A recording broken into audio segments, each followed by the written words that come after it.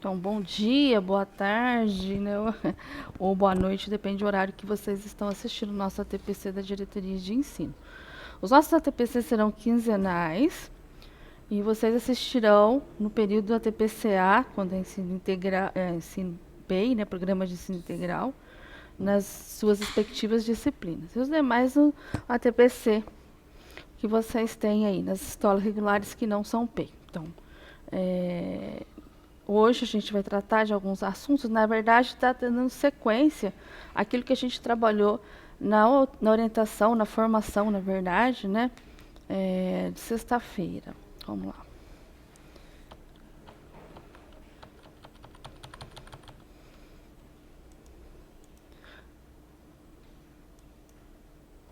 É, a pauta de hoje a gente vai discutir concurso. O concurso de desenho Toyama, vai ser um recadinho do professor Kazu, tá? Que ele está de licença. Ele pediu para a gente estar dando esse recado para vocês. Saiu o resultado das 10 finalistas do concurso Toyama.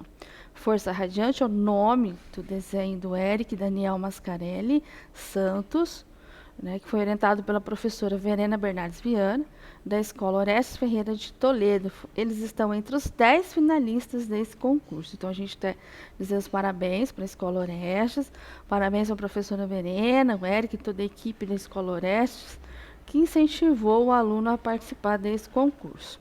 A gente também tem os jogos aí estaduais em andamento. Depois a Cíntia, na hora que finalizar, vai dar um alô também, vai falar com vocês aí quais são os resultados. Mas desde já eu parabenizo as equipes da diretoria de ensino que estão participando. E dando sequência, a gente também tem o concurso Vozes pela Igualdade, né? Vamos falar um pouquinho dele. Logo em seguida, a gente vai falar dos indicadores de resultado e processo, matriz de habilidades essenciais e materiais de apoio que nós temos aí, e o cronograma integrado no final, ok? Então, o concurso de música, Nossa Voz Também é Nossa Vacina, na fase escola, ele termina dia 12 de agosto, que é a seleção de uma composição. Nesse 12 de agosto, vocês têm que enviar até 12 de agosto para a diretoria de ensino. Como é que vocês vão enviar para nós é, esse concurso, essa obra, né, que na verdade uma música, uma composição, mas também tem um vídeo gravado no YouTube, mediante o e-mail da diretoria de ensino, mediante o e-mail oficial do gabinete. Estou encaminhando na data do dia 9 pela manhã o e-mail, o endereço de e-mail, mais um formulário que a gente pediu na diretoria ali, já com os detalhes da música, para facilitar as nossas escolhas. E também o anexo 5, vocês têm que nos encaminhar. Posteriormente, o que foi selecionado na diretoria de ensino, nós vamos pedir os demais anexos para serem encaminhados para a SEDUC, tá? Então, a escola seleciona uma composição finalista. Nós, da diretoria, escolhemos 3 composições finalistas para encaminhar para a SEDUC. E na fase SEDUC, que vai do dia 12 do 9 a 7 do 11, a seleção de 10 composições finalistas. Aí ela vai para voto popular, vai ficar em aberto até do dia 8 do 11 até 18 do 11 de 2022. E aí a cerimônia, depois da votação popular, saiu os vencedores, né? Aí a cerimônia de premiação, final de novembro, a data e local ainda a ser divulgada no segundo semestre. Então, eu conto aí com a participação, eu sei que várias escolas estão já gravadas, já postaram no YouTube, conforme as regras do regulamento, não esqueça isso. Não pode ultrapassar 3 minutos e 15 segundos, tá? Então, fique de olho na questão do tempo, porque isso desclassifica. De repente, uma composição excelente, os meninos gravam a música, é excelente, e são desclassificados simplesmente devido ao tempo. Então, cuidado com o tempo e cuidado com colocar os itens exigidos lá no YouTube, tá? Além da música, além da composição, tem os nomes dos autores, enfim, tudo aquilo que está no regulamento. Isso não mudou. A única coisa que muda no regulamento e que foi a prorrogação do prazo, que era 30 de junho e passou a ser 12 de agosto. Lembro vocês que nós temos mais um concurso em andamento, que é do Bicentenário da Independência, que é um concurso de poesias. E nós vamos passar mais informações no nosso próximo TPC. Mas também já foi encaminhado via WhatsApp, nos grupos de WhatsApp, e via e-mail também, dia 9 de agosto, vocês vão receber o regulamento desse concurso. Então, eu convido todos a participarem, né? Fiquem de olho, o regulamento é essencial vocês estarem acompanhando, relendo. Se tiverem dúvida, entrar em contato conosco. Então, o nosso segundo assunto, depois dos concursos, né, dos avisos, das felicitações às pessoas que chegaram até o final, mas no fundo a gente felicita não só aquele que que chegou no final, ou que obteve um êxito, uma vitória, mas aqueles que estão participando, porque é uma oportunidade que você está dando ao seu aluno de participação democrática, né, de demonstrar seu conhecimento. E a gente está trabalhando, na verdade, se for pensar, a questão da expressão, as linguagens, né? Seja no desenho, seja através da escrita de poesias, que nós vamos ter agora o concurso, seja na composição de uma música. Então, é uma oportunidade para a gente também aí verificar, né, achar novos talentos, encontrar, né, novos talentos nas nossas unidades escolares. Então, parabéns a todas as escolas que estão participando e que se empenham bastante para isso. Hoje a gente vai falar um pouquinho de uma coisa que chama-se indicadores de resultado, indicadores de processo. Nós falamos em reunião já com os diretores, falamos em reunião com os PCGs, e hoje a gente só vai dar uma síntese geral, porque a gente está conversando com os professores, e vocês são os maiores interessados, porque estão lá onde? No chão da escola, né? No chão da sala de aula, perdão. Aí nós estamos aí aos indicadores de resultado. O que seria um indicador de resultado, se a gente for pensar? O que seria, Sandra, esse indicador de processo?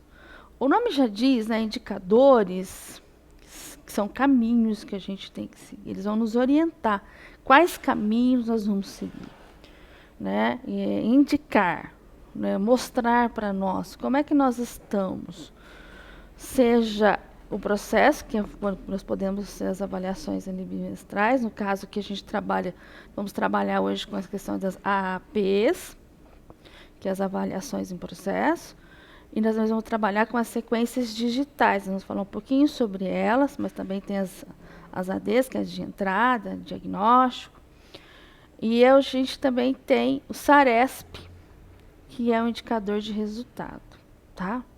Então, a gente vai o IDESP, que já é que vai avaliar tanto o desempenho como também o fluxo, que também é um indicador de resultado. Isso, né, se a gente vai fazer uma análise. Então, por que esse indicador me traduz? Aqueles números, se a gente foi bem, se a gente foi mal, isso não é para ser comparado com outros, como um ranking, né, aqueles números. Porque lá, dados por dados, eles não são indicadores. Eles só passam a ser indicadores quando eles vão mostrando para você o que fazer, dando uma direção, e em cima desses indicadores, o professor vai construindo o quê? As suas ações. Então, os indicadores são medidas estatísticas que expressam determinada possibilidade de análise a partir dos dados mensuráveis e padronizados, coletados no processo. Ao longo de um período, então tem que ter um período, pode ser bimestral, pode ser anual. Então, nós temos que ver qual o indicador que a gente está escolhendo para fazer a nossa análise. Coletados no processo ao longo de um determinado período. Os indicadores permitem emitir juízos de valor sobre os processos implantados, como, por exemplo, se as ações estratégicas previstas, por exemplo, ações e estratégias previstas em determinado tempo, considerando-se uma meta inicial, foram funcionais, quer dizer, se eles deram certo. Se aquilo que eu previ, eu preciso melhorar. Então, eu estou passando agora do segundo bimestre para o terceiro bimestre, ou do primeiro semestre para o segundo semestre. Então, eu tenho as avaliações, né, ali que são as de processo, por exemplo, as APs e as sequências digitais. Então, eu preciso observar a sala que eu estou dando aula, a classe que eu estou dando aula, aquela turma ali, que são os meus alunos, como é que eles estão. o que que eles estão, onde é que existe não a fragilidade, vamos dizer assim, ou os pontos de atenção. Quais são as habilidades que exigem um ponto de atenção? Quais habilidades eu já trabalhei durante um bimestre, que é fruto depois dessa avaliação e que estão lá, e que os meus alunos conseguiram acertar, conseguiram assimilar, conseguiram entender, na verdade, essa habilidade. Quais ainda não? No terceiro bimestre, o que são cobrados na minha disciplina? Não importa se é matemática, não importa se é língua portuguesa, história, geografia, ciências, biologia, isso não importa. Então, eu tenho que observar isso. Lembrando, já, nós vamos passando as telas e também vou falar, mas lembrando que na área de ciências da natureza e ciências humanas, a gente tem as sequências digitais. Então, a partir das sequências digitais, eu tenho as habilidades que foram ali cobradas, né, durante o processo de avaliação. E aí eu posso já ter uma visão de como é que está a minha turma, como é que está cada aluno, porque ali eu tenho dados, né, junto à plataforma CAED, que vai me indicar o que eu devo, né, o que foi trabalhado, o que foi dominado, ou o que não foi. Então, a gente tem esses indicadores em ciências da natureza e ciências humanas. Já em matemática, além das sequências digitais, eu também tenho as APs, tá? Então, fiquem de olho ali. E o SARESP não como processo, mas como resultado, tanto para matemática e língua portuguesa e nono ano para ciências, tá bom? Então, fiquem aí de olho. Indicadores. O principal objetivo do indicador é garantir o alinhamento entre as ações de cada educador, quer dizer, sua professor, e dos estudantes, com as ações e estratégias da escola. E, simultaneamente, garantir os resultados esperados contidos no plano de ação da escola. Então, o indicador, ele vai te dizer, não, aquilo que eu coloquei no plano, aquilo que eu previ, está dando certo. Não, não está dando certo. Então, eu tenho que reformular as minhas ações, pautados nesses resultados, tá? Sejam eles de resultados ou sejam eles de processo. O processo é que vai me orientar se para chegar ao resultado eu estou no caminho certo ou se eu devo implantar novas ações, novas estratégias e observar sempre que se eu estou trabalhando, quais habilidades eu estou trabalhando, quais habilidades estão sendo cobradas nessas avaliações de processo. Tá? É importante isso, eu lembrar que eu tenho uma matriz essencial de habilidades essenciais e que essas matrizes é que devem dar uma direção para o meu trabalho. Eu tenho materiais de apoio, que são os cadernos do Aprender Sempre, são os cadernos do Currículo e Ação, e do São Paulo Faz Escolas nos terceiros anos do ensino médio, são materiais de apoio. Mas o que eu tenho que perceber é se eu estou trabalhando ou não as habilidades essenciais, que poderá estar em um destes materiais de apoio. Quando eu me refiro, é lógico, a Aprender Sempre, a português e matemática, tá? Já, por exemplo, ciências humanas, a gente tem o currículo e ação, mas nós temos também outros apoios, como o livro didático. São materiais de apoio que auxiliam o desenvolvimento das habilidades essenciais. Então, verifique mestralmente, quais são as suas habilidades essenciais em cada disciplina, o que está sendo cobrado. E a partir daí, você vai ver em qual material de apoio essas habilidades estão localizadas. Ok?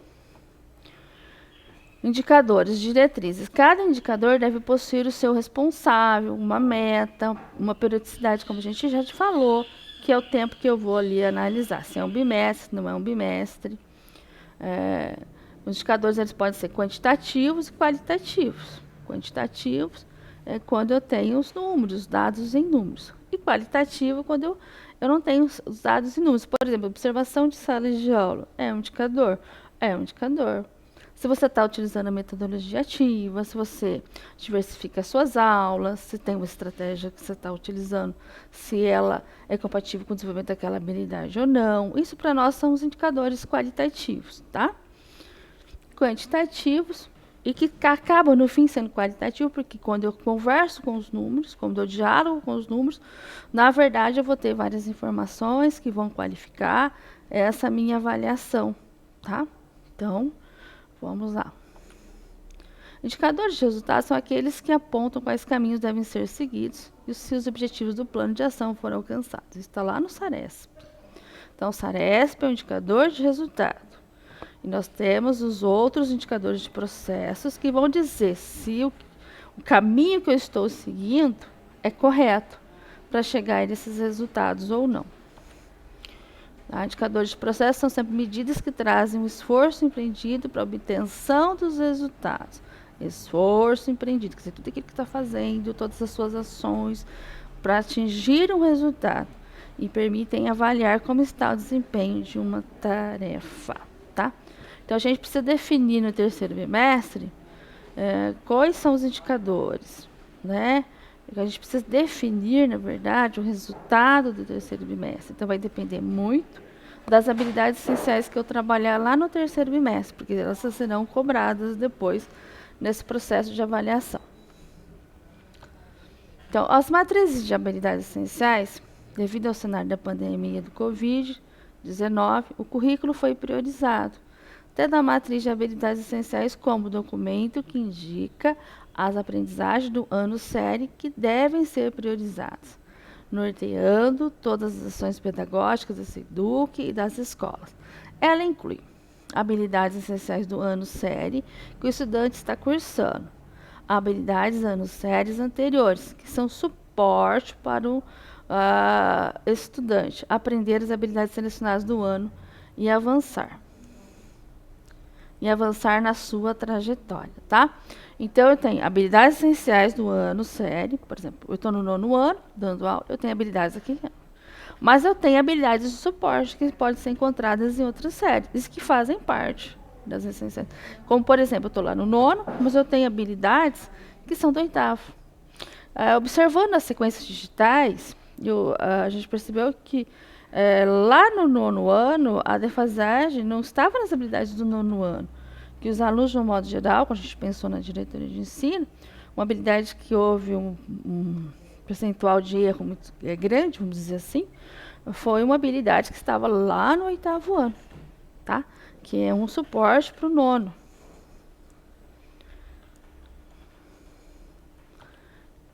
Então, vamos lá. Material didático. E onde eu encontro essas habilidades essenciais? Elas estão aonde? Nos nossos materiais didáticos de apoio. Então, eu tenho uma habilidade X, onde é que eu vou encontrar ela? E aí que nós vamos procurar, porque, como eu já disse, língua portuguesa e matemática, todos os anos e séries, e ciência, 9º ano, física, 3º ano do ensino médio, química, terceira série do ensino médio, e biologia, 3ª série do ensino médio. O aprender sempre, tá? Pode ver que só ligado a matemática, língua portuguesa em todas as séries, ciências no 9º ano, tá? Física, biologia e química, 3ª série do ensino médio. O aprender sempre, que esse material aqui é azulzinho, verdinho, água aqui do nosso lado. O material adicional elaborado pela Secretaria a partir das matrizes de habilidades essenciais. Nesses casos, o aprender sempre é o principal material de apoio utilizado pelos professores, tendo o currículo em ação como material complementar. Tá? Para os demais componentes curriculares, os professores têm o material didático currículo em ação e devem realizar a seleção de atividades considerando a matriz de habilidades essenciais. Então, eu tenho que lá buscar primeiro quais as habilidades são essenciais. Eu estou contemplando nestes materiais essas habilidades essenciais nas atividades para atingir o conhecimento do objeto.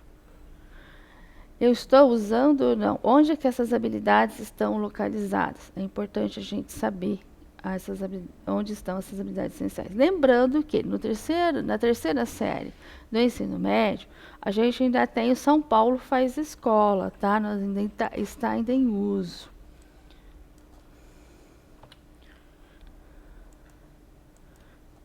As matrizes de habilidades essenciais, aqui um exemplo para gente, né? Aí eu tenho aí, ó, quando há um xizinho aqui na lateral, elas indicam que elas fazem parte do aprender sempre. Quando não há um xizinho, é que elas não estão fazendo parte do aprender sempre. Aí em todas as áreas, né? Lembrando que nós não temos aprender sempre. Então, ciências humanas, né? Quando eu digo nós, estou dizendo ciências humanas, porque eu e o Adriano agora nós somos responsáveis pela área, eu por História e Geografia e o Adriano por Filosofia e Sociologia. Vamos lá. Aí o aprender sempre, habilidade, tem um xizinho aqui que faz parte, no 9º ano. E aí eu tenho aqui, ó, ensino fundamental, aí um exemplo aqui, acho que de matemática, né, do 7º ano. E aqui está no 3º bimestre, mas olha bem, estou no ano nono, mas a habilidade é de 7º. Estou no 9º ano e a habilidade está no 8º ano. Estou no ano e a habilidade é aqui, remete ao ano que é o 9º ano. Tá? Olha ali. Então, aprender sempre, objeto de conhecimento. Eu tenho as matrizes novamente, onde eu vou encontrar. Aqui está no aprender sempre. Aqui não está no aprender sempre, porque não tem um X. Mas eu vou encontrar onde, então? Eu vou encontrar em outro material, provavelmente aonde? No currículo em ação, tá? Então, é isso que nós temos que observar quando nós falamos de habilidades essenciais. As matrizes de habilidades essenciais e os materiais de apoio. Aqui está um exemplo de matemática. Que foi, né, esses slides são frutos da ação que foi desenvolvida sexta-feira junto com os diretores e os coordenadores gerais, né, e coordenador das escolas regulares. Mas é importante a gente estar conversando diretamente com o professor e perceber que todas as áreas, elas têm indicadores, tem como nós avaliarmos o progresso de aprendizagem, seja em ciências humanas, ciências de natureza, seja em língua portuguesa, seja em matemática. E que as habilidades essenciais, elas podem estar em um material ou em outro. Mas aqui, se são essenciais, a palavra já diz, elas precisam ser desenvolvidas. Elas precisam ser trabalhadas. E esse olhar aí, se pertence à série, se de repente está nas séries anteriores. Né? E nas avaliações, como é que elas estão? Como eu já disse, tem habilidades lá no programa de História, no 9º ano, e que as habilidades são de suporte, elas estão lá no 8º, elas já foram trabalhadas. E foram um percentual enorme de erros lá no 9º. Então, tem N coisas para a gente analisar.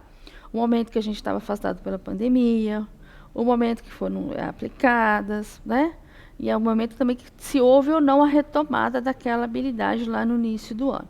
Então, tem tudo isso para a gente analisar. E são as análises pontuais que o professor deve fazer.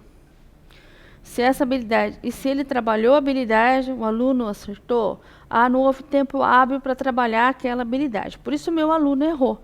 Mas aquelas que você trabalhou, o seu aluno acertou, tanto na sequência digital ou nas APs? Então, isso fica o questionamento. Isso é uma coisa, é uma análise que cada professor, que cada escola deve fazer. Se o que foi trabalhado, como é que foi o número de acertos? Não só de acertos, mas se realmente há uma compreensão que a aprendizagem está ali presente e que aquela habilidade foi desenvolvida. Então, a avaliação é para isso, ela é para dar uma direção para a gente, é para ver que caminhos nós vamos tomar, quais são as nossas decisões. É para que a gente chegue àquilo que nós chamamos de tomadas de decisão. Porque não adianta nada eu verificar que há um erro, que há um percentual, que nós não estamos bem, ou que estamos muito bem, mas também não termos ações. A gente não ter a tomada de decisão, que é aquilo que eu vou fazer.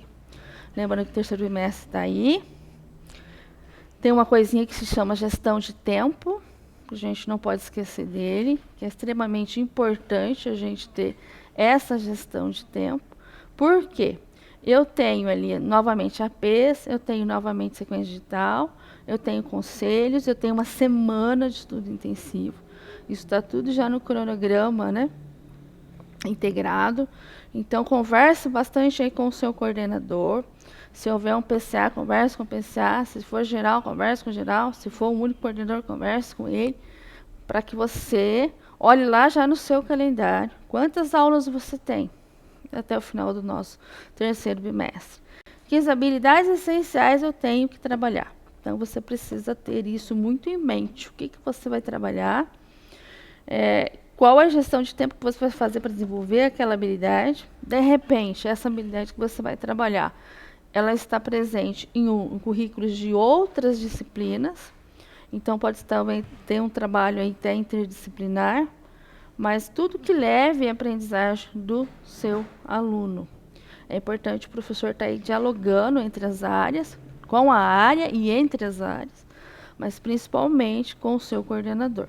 E lógico que a diretoria também está fazendo acompanhamento, por isso que nós estamos falando de avaliações que estão no CAED. Por quê? Porque a gente consegue visualizar mais rápido, mais fácil, e a gente compreender como é que a escola está caminhando, como é que a escola está gerindo o processo de aprendizagem. E isso a gente deixa bem claro. Isso é em todas as áreas de conhecimento. Não é somente português e matemática, ou só em áreas de ciências humanas, ou só ciências da natureza. São em todas as áreas que nós vamos fazer esse acompanhamento. E nós estaremos mais presentes na escola para isso também. Então, a gente vai, na verdade, não só estar presente como, vocês vão fiscalizar, não. Nossa função é de apoio pedagógico. E essa é a função dos professores especialistas de currículo agora, os PECs.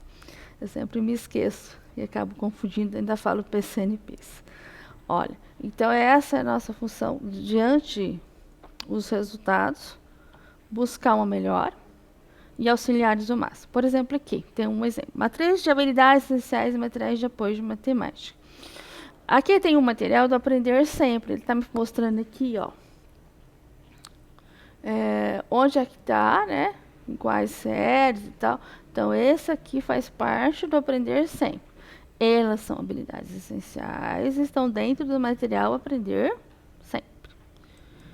Mas aí, eu também tenho, olha aqui, ó, articulação de materiais, habilidades essenciais, sequências de atividades. Então, eu tenho objeto de conhecimento, eu tenho as sequências de atividades, as habilidades essenciais. Você articula qual material? Algumas atividades se encontram-se no caderno do 7º ano, situação de aprendizagem 3, atividade 1, sequências numéricas e expressões, situação de aprendizagem 4, atividade 1, relações de interdependência. Algumas atividades dessa habilidade encontram-se no caderno do 8º ano. Então, a gente passou ali, as meninas conversaram, né, e elas devem aprofundar algumas coisas nas visitas, porque elas estão dando exemplo aqui de matemática. E também amanhã, não se esqueça, nós também teremos mais uma formação, né, para os PCs aí da área de matemática e ciências da natureza, que vão estar presentes. E nós também, na área de ciências humanas, está prevista aí uma formação também para os PCs das áreas. Vamos lá, continuando. E aí, de novo, mais um exemplo, né? Onde é que você vai encontrar, onde é que está a atividade, em qual situação de aprendizagem. Então, eles localizaram onde é que estão essas habilidades essenciais e o material de apoio e como encontrá-los, tá? Por exemplo, ali a gente estava trabalhando no anterior, o Aprender Sempre, onde encontrar, qual a situação, qual a atividade. Aqui a gente está falando do currículo e ação, onde que eu encontro as habilidades e tal, tá? Então, olha aqui. Essas habilidades aqui que estão em vermelhinho, certo? Então, eu tenho habilidade, eu tenho uma sequência 1, sequência 2, habilidades do terceiro bimestre. Onde é que eu encontro essas habilidades aqui, ó? Ensino fundamental do 9º ano, matemática 13. Aí eu vou encontrar lá na situação de aprendizagem 1, do currículo em ação. Olha aqui, então, elas estão dando exemplo, mas assim é em língua portuguesa, assim o é também em história, mas história, que eu digo ciências humanas, mas lembrando que nossa área, mais uma vez eu reafirmo isso, nós temos somente o currículo e ação. Posso usar, Sandra, o livro didático? Sim. Se você encontrar essa habilidade que é essencial no livro didático e fazer desenvolvê-las, pode também. São materiais de apoio, tá? Vamos lá. Então, aí é só um exemplo. E aí tem as habilidades aqui de ciências da natureza, ciências, né, na verdade, porque é o 8º ano do ensino fundamental. Então, tem aqui mais energia, fontes de tipos de energia. E assim vai. Também ciências humanas. Ó, lembrando aqui, ó, por exemplo, tem uma habilidade no 9º ano, eu estou aqui com o do 8º ano de geografia, no caso aqui. E aqui é do 9º ano. Está na onde esse material? No currículo em ação. Aí o cronograma integrado que eu comentei com vocês. E a gente tem ali, ó, já as datas, né, da semana intensiva. Esse cronograma já foi com os diretores, PCG está em mãos, né? Ou serão encaminhados, acho que amanhã, perdão, já serão encaminhados amanhã também.